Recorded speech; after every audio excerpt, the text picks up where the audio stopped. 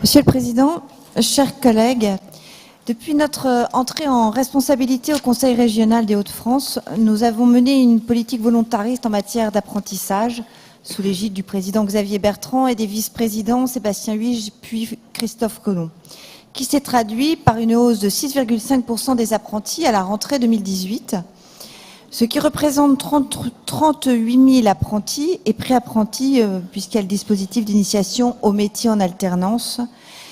À notre arrivée, il y avait 33 000 apprentis. Notre plan d'apprentissage, un des plus ambitieux de France, avec une aide d'initiative régionale d'un montant de 3 000 €, soit un triplement de la prime à l'apprentissage, l'année de l'embauche, a été largement salué et utilisé par les entreprises. À ce propos, nombre d'élus de cet hémicycle sont interpellés sur le terrain sur la disparition totale des aides aux entreprises pour les apprentis post-bac. En effet, celle-ci n'existe pas dans la loi Liberté de choisir son avenir professionnel.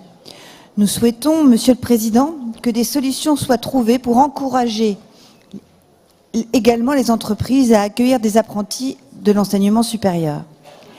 La dynamique lancée par la région ne doit pas être mise à mal. Ce sont près de 40% d'apprentis qui sont concernés et par voie de conséquence, les entreprises qui les accueillent, qui sont oubliées par cette aide.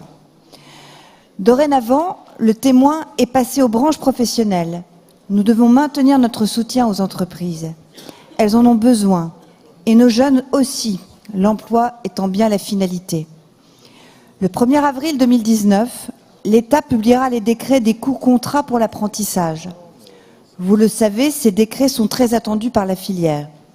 Ce sera le véritable point de départ de la réforme, une petite révolution.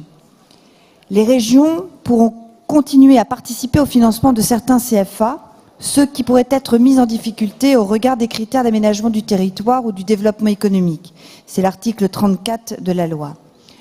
Pour les investissements, ils feront l'objet de conventions d'objectifs et de moyens conclues avec les opérateurs de compétences.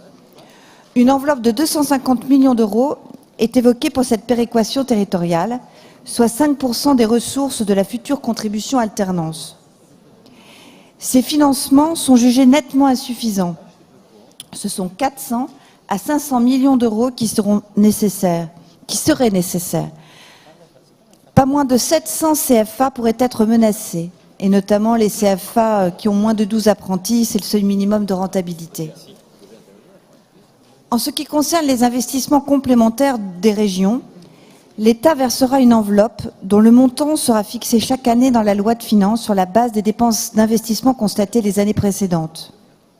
Cette dotation d'investissement sera fixée par décret en Conseil d'État après concertation avec les régions. C'est l'article 36 de la loi. Il est évoqué sur ce point une enveloppe de 180 millions d'euros pour 13 régions. Nous avons besoin de marge de manœuvre et de souplesse, de pouvoir agir sur nos territoires les plus reculés et sur ce qui fait nos particularismes professionnels.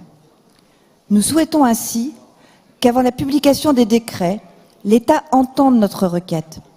Au travers de cette motion, nous souhaitons donc solennellement affirmer notre attachement à l'équité territoriale en matière d'apprentissage et du développement des CFA en territoires ruraux et périurbains sur l'ensemble du périmètre des Hauts-de-France.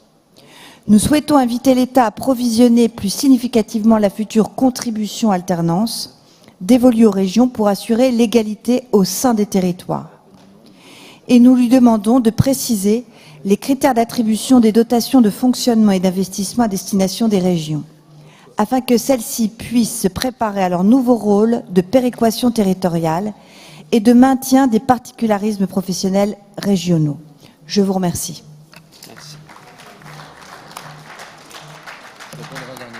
Merci beaucoup. Pour le Rassemblement national ?